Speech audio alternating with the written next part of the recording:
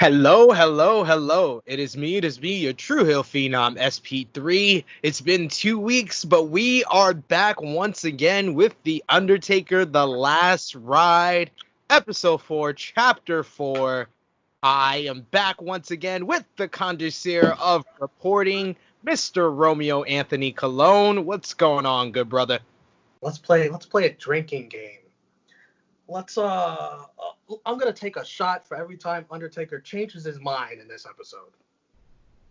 I would take a shot for every time The Undertaker made this race. It made the face like better, easier said than done. Like he just has like signature easier said than done face, and he says it every time he said something that's easier said than done. So yes, chapter 4. What's the title of this one this time? The battle within, and there was quite the battle within me watching this. I was very conflicted watching this one. This is fresh in everyone's mind. Chapter 4 focuses on everything that went down from WrestleMania 35 and the rest of 2019 until basically the latest chapter, which will be the final episode, which is going to be next week. But this one was very, very good. I would say that this is on par with our episode or chapter 2, which has been our benchmark for this series so far, but this is very much on par with it. Agreed. And I'm a sucker for seeing a lot of backstage footage that we never get to see. I'm a sucker for that. And there was a lot of that in this episode. This is a reminder for you, the fans of True Hill Heat, our viewers. We want to thank you so much for reaching 500 subscribers. So push the iCard down at the bottom to subscribe. We want to hear your comments down below of what you thought about Chapter 4, the battle within for The Undertaker, The Last Ride. And also push that like button. Give us a thumbs up. We want to make this our most liked Undertaker, The Last Ride review. You guys have been smashing all of these reviews. Our Chapter 2 review got over 500 views on our YouTube channel, over 20 something likes, so we want to make this even more like than that one, so push that like button and subscribe. So, quarterback, connoisseur of reporting, let's get into this chapter 4. Quick recap of the last episode. After the tag match between the Brothers of Destruction versus DX, Taker says he's thinking he's done as he leaves Saudi Arabia. Remember that. He talks about wanting to cash in on opportunities to make money, since he's passed on so many in the past in order to protect his gimmick, kayfabe. Bruce Pritchard says when they first started, he bought books about Undertakers, death, morticians, dying. He was going to be ready for helping out The Undertaker with these vignettes. And he's like the one of the best like talking heads in this whole thing, because if you listen to Something to Wrestle With, and I'm not like an OG for Something to Wrestle, I recently started like going through the archives, but he loves The Undertaker. The Undertaker is like one of his children, one of the things that he feels like most responsible for throughout his time in WWF, WWE. So hear him talking about like how much research that he did to give input into this character was a very nice touch to this edition of The Undertaker, The Last Ride. Of course, they had Paul Bear. That was nice to see. Paul Bear talking about The Undertaker and the early days of The Undertaker, and the Undertaker talking about the contrast of the two of them.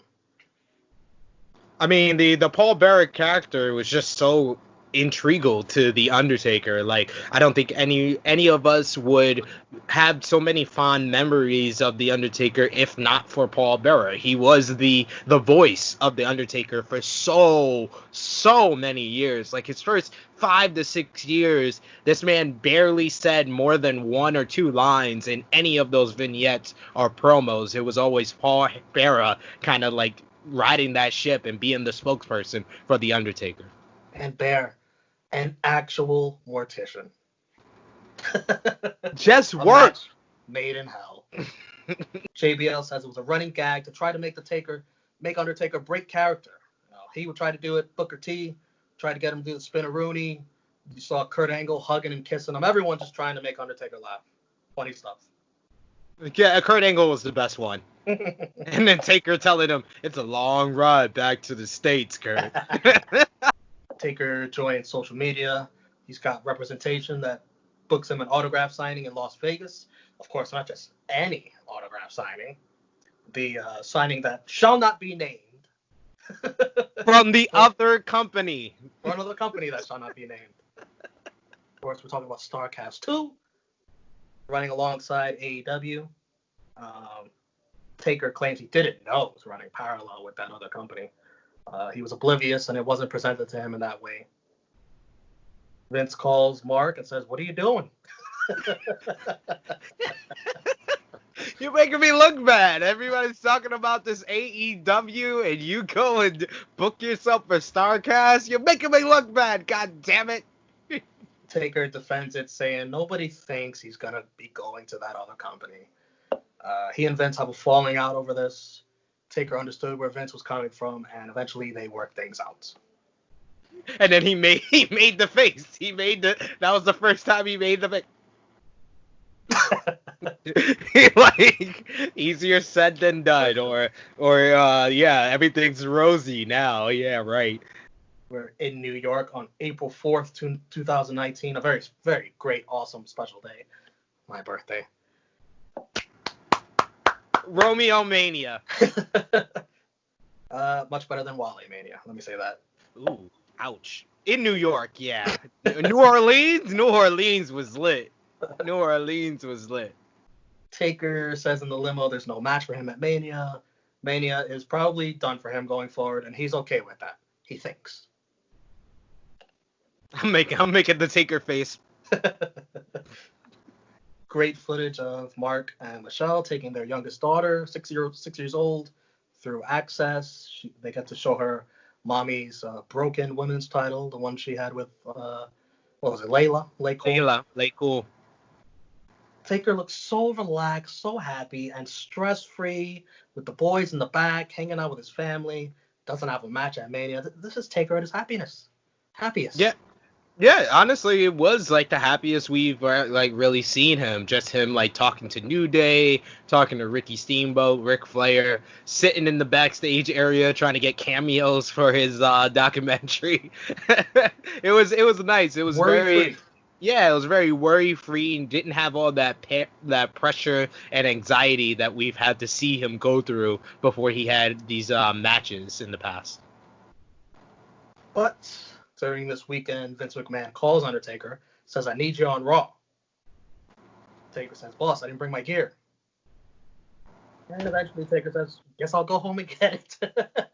What a rookie mistake! Like, this is how you can tell this man was definitely on the side of the fence. He was leaning towards retirement. He didn't even bring his gear. He didn't even think to bring his gear. But of course, this man is such a Vince says jump. I'm gonna ask him how high. He flies back to Texas from New York to go get his gear to be on Monday Night Raw. Ballin'! WrestleMania 35 day, April 7th. A lot of backstage footage, and Taker cannot resist the urge to tell everyone he runs into backstage that he's not on the card. Whether it's Shane McMahon, Hunter, Batista, anyone who will listen to him. I'm not on the card tonight, for the first time in how many years? Yo, like you know what Taker reminded me of here? You have, and this is for people that's been on sports team. I used to be on the basketball team.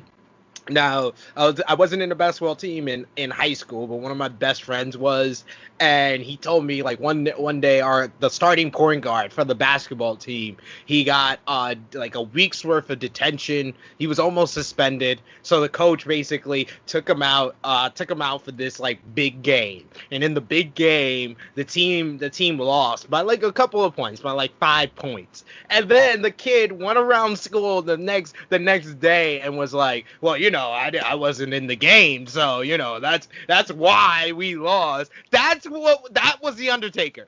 That was the Undertaker. The Undertaker had to sit out of the championship game, and he was like, I'm not playing today, but I'm okay. I'm okay with that. I want my team to win, but huh, huh, huh, huh. And then the little interaction between him and Vince, that's where I got the comparison from, because like Vince said the little shot like, oh, what a rookie mistake, not bringing your gear. And he was like, it's a rookie mistake not booking me on the show. Like, you are Ooh, straight ether. As Top Guy JJ called Chrissy Love on True Hill Heat 78, he's such a salt bay. He's a salt bay. He's a salt bay. That's all he is. After that, Vince roasts Taker's shirt. He says Giant Gonzalez's son is coming back. Taker says ain't enough left in him for that.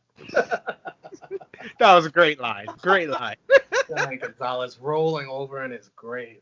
Still getting picked on for having the worst Undertaker WrestleMania match in history. Taker says while he's in the gorilla position backstage, he says that's where it hits him that he should be out there. And that is our first change of heart. Get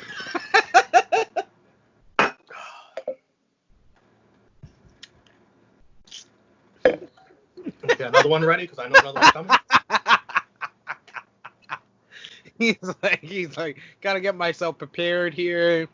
This man's gonna change his mind a few more times in this episode. We're only Sorry, drunk guy JJ for stealing your gimmick, but I gotta get myself ready. We're filming this on Sunday. I gotta get myself ready for this greatest match ever tonight. There you go. We gotta get ready. A lot of shots of alcohol. Anybody, if you wanna really get into this match, do what drunk guy JJ does. Take a shot. Take a line of Coke before your shot. Gives you the adrenaline rush to make even the slowest match look like Okada and Omega. That won't be the last drug reference on this episode. I'm sure. Monday, Barclays Center. Taker, of course, interrupts Elias. Enormous pop. This was a fun segment. Safe. Nothing to complain about here. This is what The Undertaker should be doing. This segment reminded me how good Elias was as a heel. Like, that setup line was just perfect. It was just perfect because it's the day after he was interrupted by John Cena doing the Thugonomics gimmick at WrestleMania 35, and then he says, "If anybody, the next man that interrupts me is gonna be a dead man," and he was prophetic. He predicted the future. Eventually, Triple H calls The Undertaker, asks him how he feels about facing Goldberg at Saudi Arabia. Taker says, in this stage of his career, you don't get too many opportunities to face someone of that stature for the first time. It looks good on paper. And Taker hopes that they can deliver on the hype. So Taker, the first mistake you had is that you listened to an idea from Triple H. I think in the last episode, I think it was his idea for the DX for the last. Are you suggesting that Triple H is sabotaging The Undertaker? Or just full of bad ideas? I'm not going to say he is, but I'm also not going to say he isn't. I'm just saying that I feel that NXT from 2014 to 2018 is some of the best booking and best wrestling I've ever seen in my lifetime of any promotion or brand. But the gift and the curse of that was people then thought that Triple H is this God-sent booker, that he is like my boy Gato from New Japan, who's been doing this shit since 2014 and didn't have this like fall off a cliff that Triple H has had since 2018. Because I'm sorry, course, Gato books months in advance. Exactly. When 2014 to 2018, you could see from NXT that he was planning things out, that he was not like coming up with an idea and just saying, you know what, next month we're going to run with that. We're going to go with that. He had things planned out. That's why we got the Sami Zayn run. That's why we got the rise of Bayley. That's why we got the Four Horsewomen, Asuka's title run. We got Gargano and Ciampa, that beautiful story that played out. But in 2018, I don't know. It was before they even went on USA, because people say, oh, NXT's fallen off since it's been on USA. No, it's been falling off for a year before that. But I don't know what happened in 2014, but Triple H's creative genius has fallen off a cliff, and it hasn't come back up yet. And they have used Triple H ideas on the main roster that just have not worked. And this is another example of that. And I think that the fans just tend to glorify the NXT run from 2014 to 2018 and just turn a blind eye whenever he does something wrong on the main roster or even in NXT. Velveteen Dream getting no NXT title shot. I'm looking at you. Throughout this episode, there's a lot of scenes of Vince McMahon and Undertaker joking around. In my opinion, you see the genuine love that Vince has for Taker. I don't think he's just hamming it up for the camera because the camera's there. Because we see Vince a lot of times backstage, and this episode was the most jovial I've ever seen Vince McMahon interacting with anyone. Sneaking up behind him and bear hugging him and joking around. And what do you think about that? Like, literally, you only see him doing this with his son after his son has just sacrificed his body by getting superplexed. Happy birthday, Shane McMahon. After getting superplexed off a scaffold at WrestleMania, finally his dad, hugs him affectionately. He sees the Undertaker randomly just talking to a camera in the locker room, and he comes up behind him like, hey, buddy! Hey, what's going on? He just loves him. That love just exudes off of Vince whenever the Undertaker's around. You see Taker rubbing elbows with Matthew McConaughey, a movie star, and Lance Armstrong, a very looked down upon cheating athlete. This is just an excuse for Taker to say him and Matthew are Texas Longhorns fans. So whatever. Go Tigers.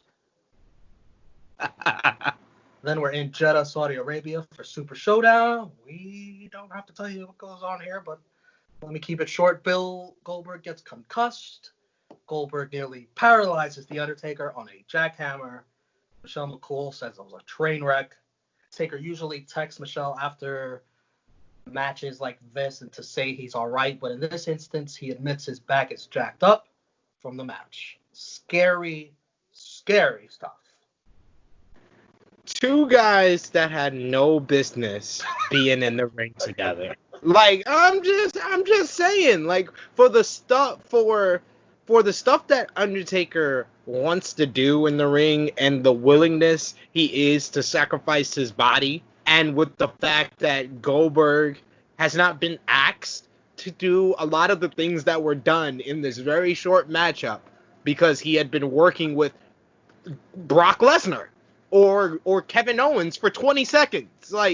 They did not ask him to work a 6-minute match as the main event of a show.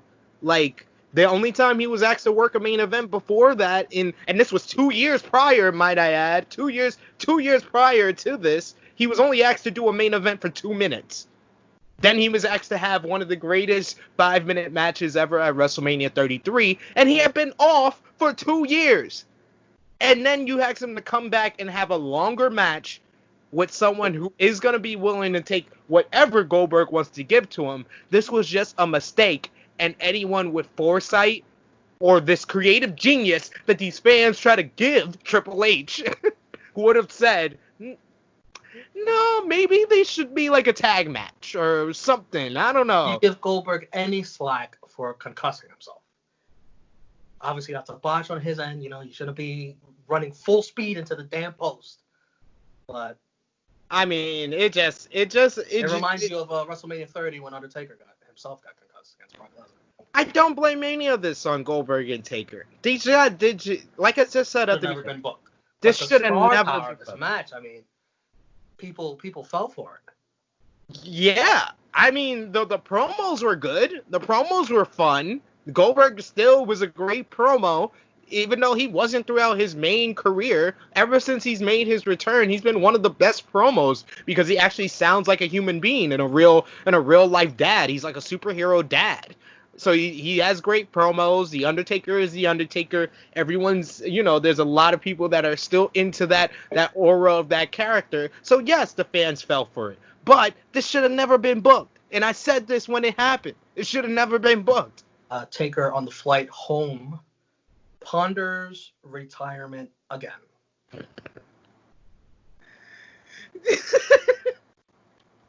There you go. He asked if it's him. He already agreed to do Extreme Rules. He asked if he can find a way to get out of it. Does he need to get out of it? I'm watching this, and literally I'm talking to Taker through the TV as it's going on, and my girl comes in the room and is just like, "Are you on like the phone or something?" I was like, "No, I'm talking to the Undertaker." she's like, on the wall. he's like, "Is it me?" And I'm like, "Yes!" Like, what the fuck is wrong with you? Like, yes, it's you. Of course it's you. It's no one else. Like, you can say no to this man. I know this man has given you a lot. I know you look at this man as a father, but you can say no to him. You can. I'm trying to instill this in you. She was like, I want you. She was like, I hope you talk this intently to our kids when they're older, and they need this type of pet talk. I was like, I would. Like, I feel bad for this man. I feel bad for his family, for his wife, for his daughter. Like, he just does not know how to quit this habit. And then everyone else, the talking heads like Ric Flair, Stone Cold, Shawn Michaels, just piled on the fact that, like, what the hell is wrong with the Undertaker? Of course, he's asking himself if he could get out of Extreme Rules. He does not. He does not get out of Extreme Rules. July 14, 2019. Reigns and Taker versus Drew McIntyre and Shane McMahon. He's in a car and he's criticizing people who criticize him. I'm not gonna point any elbows, but he basically says no one is as hard on The Undertaker as The Undertaker is on himself. He will know when to hang it up. And he's talking to guys like you, SP3, right here. Did you feel it when you were watching this? You were like, well, he's talking to me.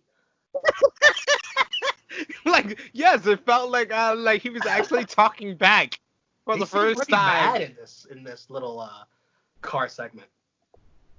Like, he seemed annoyed by people criticizing him. Yet he criticizes himself about the same shit.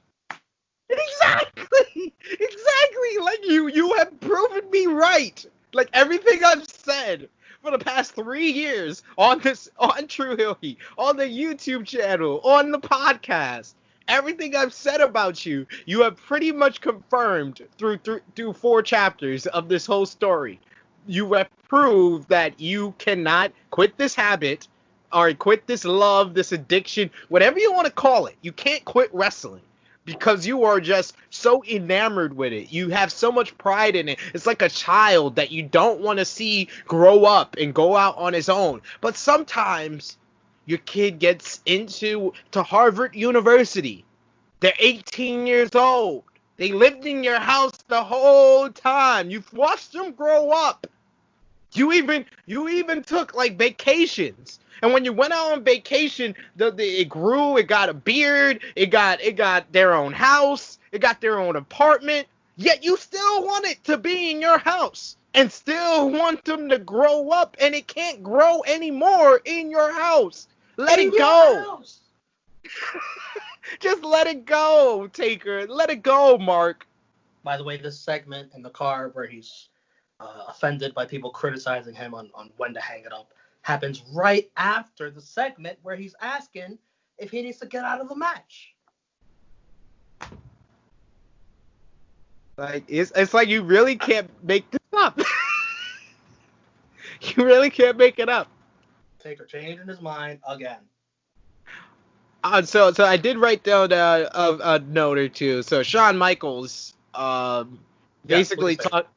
talks about how like the wrestlers get into this whole like groundhog day, and how like they get so used to it that it not only becomes something that you're so used to and that change is very hard to accept, it's like an addiction. And he said that sometimes that addiction to the Groundhog Day of wrestling is like a drug dealer. You just can't stop the process. And I was like, this is the best comparison ever, because like literally, I have heard the comparisons of the rush of wrestling being to addiction, but to see it play out so beautifully and so detailed in the Undertaker's case, like it's nothing else but an addiction at this point. And it's not good for him. It's not good for his health and his family. So, and then I also wrote that we got a recap of WrestleMania 19, and we saw Stone Cold Steve Austin's final match and having to leave the business as well. And we heard Taker's words from that night of WrestleMania 19, which had me dying of laughter. It was surreal to hear these words from 17 years ago. He's saying this business is going to go on long after guys like him, Austin, Rock, etc. leave. Their time comes and their time goes. Everyone gets their number called sometime. It's just chilling to hear him say that in 2003. And here we are in the DeLorean, 2020. Steve Austin would joke with The Undertaker of who's going to tap out first, who's going to retire first. Steve Austin, man. Injuries took him away from us, 2003. And Taker, still, the battle within. He doesn't know. He called it the internal struggle. He has an internal struggle right now. And by the way, everything you said about Shawn Michaels, what he was saying about the addiction, Ric Flair, we heard from him in this, he had trouble letting go too. And Flair did. Flair held on way longer than anyone thought that he had the right to or that he should have been.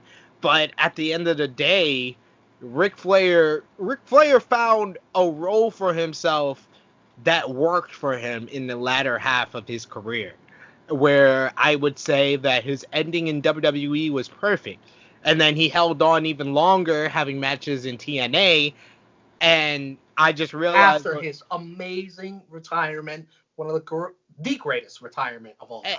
And I just realized we are watching Ric Flair in TNA ever since WrestleMania 33 with The Undertaker.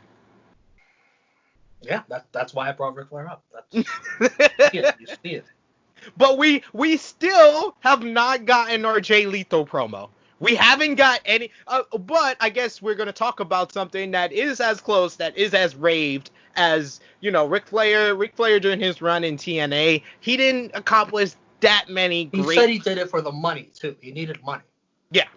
And he didn't accomplish that many great moments, but the one moment that will relive in history and has become, iconic in Ric Flair's career is the promo between him and Jay Lethal in TNA. And I think it wasn't until this year's WrestleMania that Undertaker got his one final great moment, like Ric Flair got in TNA. And of course, Shawn Michaels talking about the addiction. He eventually comes back. We just saw it last episode. He says it was because it was with his good friends, but we know it's for the fucking money. Jesus. I just be honest. Be honest. You getting paid $2 million to have fun with your friends. Be honest. It's a little bit to do with the money, Sean. Oh my God. Taker says he and Austin haven't spoke about it, but he talks with Shawn often and tells Shawn that he should have left with him. I thought that was wow. I mean, that would have been kind of cool if 26, if that would have been it. I always have been under the belief that in 2012, when they did the end of an era, if Undertaker was 20-0, had that send off with Shawn and Hunter walking up the ramp, and we never saw him again, that would have been the perfect career. Of course, yeah. But That I'm would have saying, been like, the perfect WrestleMania career. 26, when Shawn retires, if Undertaker would have retired right after that, that also might have been pretty cool. Yeah, that would have been great too, but it didn't put a bow on the career of the Undertaker. And Undertaker leaving after that would have took some of the shine off of Shawn. But that's why I'm saying the first point where he could have just left and it would have been fine and it would have gotten the perfect ending that he wants so bad is the end of an era. I guess I'm just enamored by the idea of two guys retiring at the same time. And if any two guys, fucking those two guys. Oh no, That would have been awesome. I'm definitely with you, but my preference is if Triple H never wrestled after that either. So those two guys retiring after the end of an era, after Shawn had just retired 2 years ago and he was the referee of both their final match, that's the perfect ending for both of their careers. I have no problem with your opinion as well. That also works. So Taker says, once again, his body. I'm laughing at once again because he says this every freaking episode. His body can't perform at the levels he wants it to. So it's time for him to move on to the next chapter of his life. And that's what he's finally mentally preparing to do. He's saying all the right words. But you look at his body language and you look at his facial expressions, and you can tell that he does not mean the words that are coming out of his mouth. I put this in my notes. I said that he said he's finally mentally ready to let the business go. Then I put in capital letters, immediately makes a face like easier said than done. Like,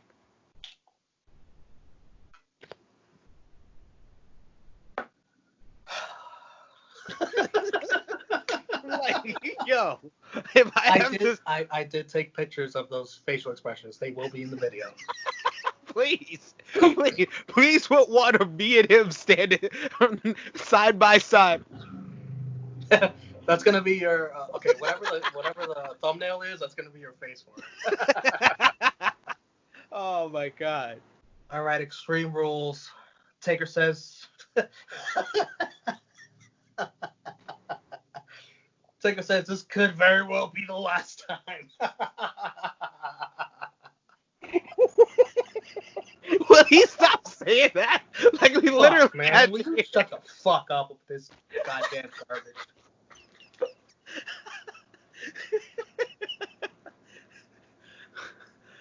Taker's performance here in this match I thought was decent.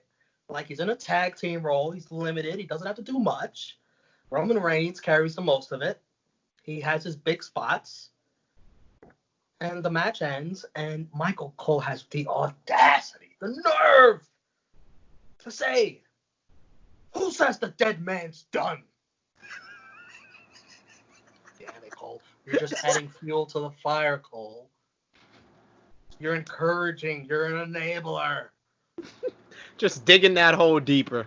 And this segment that comes after is probably the best part of this episode. Wow. Best part I of the cannot believe series. we are witness to this. Best part of the series so far was this next scene. Backstage, Undertaker tells Vince McMahon he's done. It's not there anymore. Vince McMahon says, "Oh, slow down. We can talk about it. Taker says, nah, man. It's not there." Vince says, "It looked there tonight." Okay, there Vince has a point. It did look there tonight. Okay, all right. In a tag team role, looked there tonight. He says the timing was there. Everything was there. Taker says, once again, his body's not there. Taker is just obviously doing the favor of letting Vince McMahon know beforehand that he needs to evaluate this. And Vince ends this by saying, "Mark, I will follow your lead. which I liked him saying that. At least he says that. But I got a little worried when he says we could talk about it. Yeah, I got a little worried when he said we could talk about it. Like Vince wants to keep using the Undertaker, but at the end he says, "Mark, I will follow your lead." Wow, what? I can't believe they recorded that. That was so cool. That was the best scene that they caught on camera throughout this whole series, because I was like, I just put wow. I was just like, I said wow at the start of writing this down, and I said wow at the end. I was like, immediately following the Extreme Rules, Taker tells Vince that he is done and that his body is not there anymore. But like, After a good match by him, after a good performance by him, I should say. Yeah, cause he and that was like, wow, he actually knew that was the first time that he looked that good in so long, and he was fine with ending it after that. And can I say something real quick? That, we talk about how Roman Reigns, Undertaker at WrestleMania 33 Orlando, how Undertaker pretty much robbed Roman Reigns of a great moment, retiring the Undertaker. Mm-hmm. But you could have ended Undertaker's career here too, teaming up with Roman Reigns. I mean, that's a mulligan, I guess you could say. That would have worked too, Yeah, the Graveyard Dogs. You remember that? Remember that shirt that lasted a week? The Graveyard Dogs. Oh yeah. But I really loved this match. I remember like watching the highlights for it. I was like, yeah, this match was really good. Like, it was so surprising that this match was so good, because this was at a point where like Shane McMahon was probably the worst thing on WWE television at the time, because he was on both shows and having long, horrible segments, and Roman was in a feud with him where Roman was looking weak and kept losing to Shane. But like the timing of everything in this match, how Drew McIntyre rises behind Undertaker, setting him up for the Claymore, and then Roman comes in with the spear out of nowhere. Just perfect timing, especially that finishing sequence. Like, this was just the great match that Undertaker could have ended his career on, and like you said, that it would have gave Roman Reigns that kind of on his mantle. Not the same rub, but a rub nonetheless. Yeah, I got a victory with the Undertaker as my tag team partner in his final match. Wow. So we were just talking about how the Taker and Vince segment, telling Vince that this is it. And this is the most frustrating part of this entire fucking episode that I have to take a shot for, because Undertaker immediately changes his mind. Bro, backstage, he's getting interviewed once again. Fuck. He says he's got too much adrenaline right now, so you don't have to take his words too seriously. He's talking on adrenaline. He says he's feeling too good about that match. So maybe, after he just told Vince McMahon that his body is done, bro.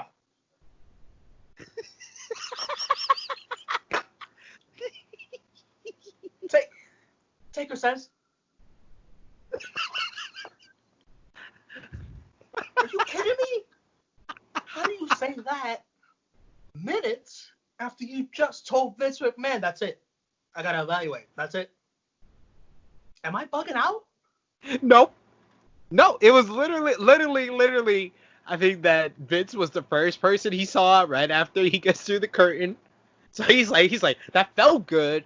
Vince says it's good, but he always says he's good. So you know what, my body's feeling the pain a little bit. I'm done. I'm over it. And I think after he talked to Vince, he had one person be like, yo, great match, Taker. You look great out there. Patterson tells him, oh, man, you look great out there. Everything was on the money. He had Michael PSA's probably telling him, like, oh, brother, that was good. That was good. Oh, man. Roman Reigns was like, Roman Reigns was like, wow, man, that was so much. That was like 10 times better than WrestleMania 33. And then he heard the word WrestleMania. That's a trigger. That's a trigger for Undertaker. Fuck. So Taker says he might have a couple more left. And we see a little backstage segment. He's walking along with AJ Styles, and probably AJ Styles may have told him, "Hey, great match, Take. Shit. Hey, come talk to me. Let me talk to you about something." The cameraman's following behind Undertaker. Undertaker says, "Hold on, cameraman, we gotta talk." Great ending, though. I love the way they ended this episode. Loved it. Loved it. And Like AJ I was Styles had to have said, "Wow, that was an awesome match, man. Hey, you think maybe," as Undertaker would say. Wow. You Talk think? about that ending, SP3. I loved it. I loved it. Like I said, they did this very subtly throughout the episode, and then just at the end, they was just like, "No, we need you to give you that big cliffhanger for this finale. Here it is." And it was just perfectly done, perfectly shot. And I love the coming attractions for chapter 5. Yes, this is the final chapter, chapter 5. This is it. This is it. And it will cover the AJ Styles match at this previous WrestleMania. But I want to know, next Sunday, June 21st, do we get the resolution that we have been searching for since episode 1? What is this all leading to? We're just going to talk about the AJ Styles match? No. We need more than that. We need to know what's coming next. We've been talking about this this entire series. What is coming next? He's done many of different podcasts and interviews, basically teasing that there's a big announcement next Sunday when we watch The Last Ride. So now I told you, SB3, I told you that Undertaker will not end his career on a match that was not in front of fans. You did. You did. You did. So I still stick by that. Undertaker will have one more match, and it's gonna be at the next WrestleMania in LA.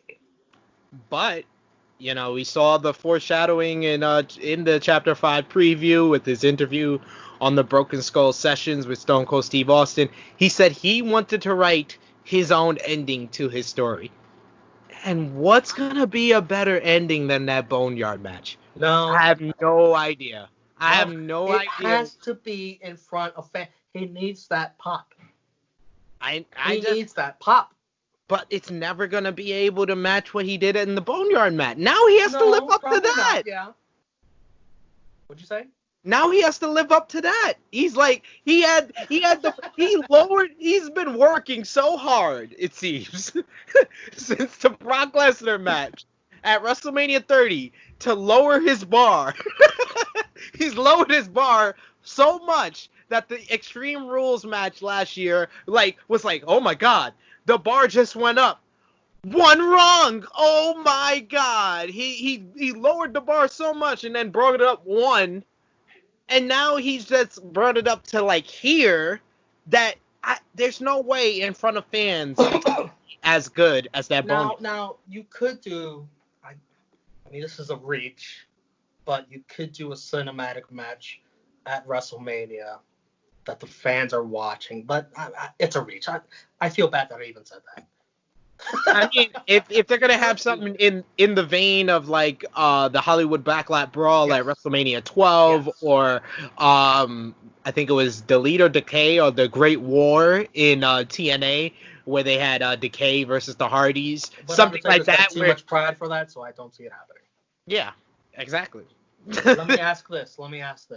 This is off the cuff. I haven't even thought of an answer to this myself. If Undertaker's last match is at WrestleMania, who should it be against?